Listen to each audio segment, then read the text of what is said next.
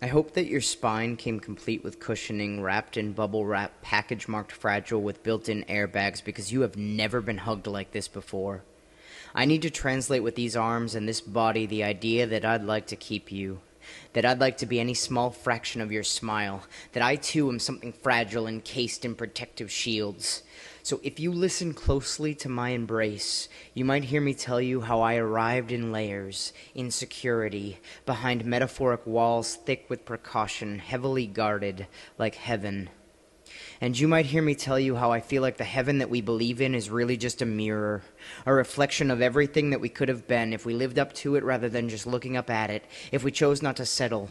Because with this much ingenuity, I feel like we command the ability to rise. Instead, we collapse like canopies, with our tent poles pulled from under us, with the wind knocked out of us. We find ourselves deflated, static, and occupying space. And you might hear me tell you how I feel like the God that we believe in is encoded into the details, sewn into the dam of skin that collapses between your shoulder and your neck, sewn into the process that occurs between the cornea and the optical nerve, sewn into the labyrinth of nerve endings that create the sensation of touch.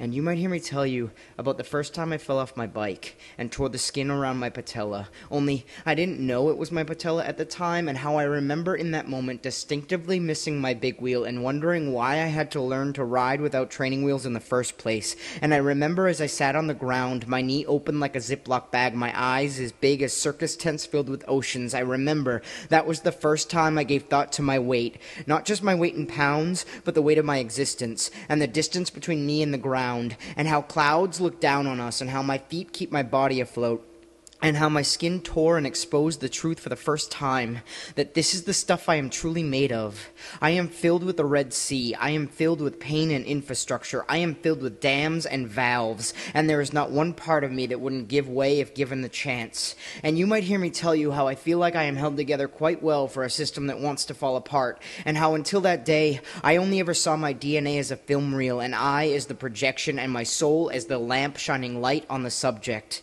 And you might hear me tell you how I cannot conceive of living a life in which my nervous system covers more ground than my feet do. I'm simply not that introverted. And you might hear me tell you how the first time I felt the details and the rhythm of your heartbeat, I rose like a forest overnight, and how I was dizzy by the weight of the thought that until that very moment, I never thought I would feel this.